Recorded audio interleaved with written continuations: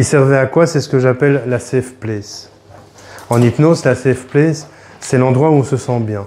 En sophrologie aussi. On démarre souvent une séance d'hypnose ou de sophrologie en amenant la personne à se visualiser dans un endroit où elle se sent bien. Pourquoi je vous ai demandé d'écrire un endroit où vous vous sentez bien? Parce que ça devrait être le départ, le point de départ de tous vos exercices de pratique. D'abord, on se met en condition, je me détends, je vide mon mental. Souvent, quand on est dans un endroit où on se sent bien, le mental, il est beaucoup moins actif qu'en temps normal. Donc, le deuxième exercice, c'est surtout pour vous. C'est plutôt une description de votre safe place. Et ça va vous permettre d'entrer en méditation, par exemple. Pendant quelques minutes, c'est pour ça que je vous demandais de bien le décrire aussi.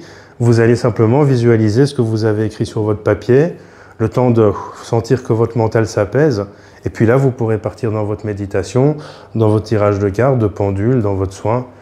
Ça permet vraiment ça. Et au cours d'une journée, si vous passez par un moment difficile, prenez une petite pause et revisualisez votre safe place. En fait, plus vous le ferez, plus vous serez transporté instantanément dedans. Moi, c'est la nature, c'est la forêt. Donc dès que je me sens, je m'imagine au milieu des arbres. En même temps, j'habite en face, mais parfois tu ne sais pas toujours sortir. Et là, ça décompresse direct. Quand les sophrologues ou les hypnothérapeutes me demandaient d'imaginer un endroit où je suis bien, souvent je me voyais, chose que je déteste en vrai, hein, mais très bizarrement, en safe place, c'est là que je me vois, sur un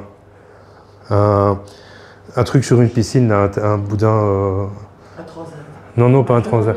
Un truc pneumatique, ouais, dans une piscine.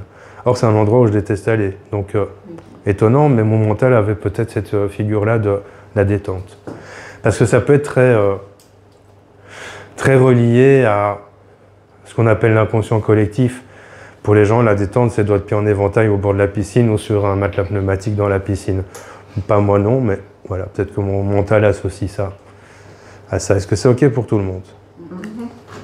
On va faire une mini pause à la demande de Dame Cookies sans cookies.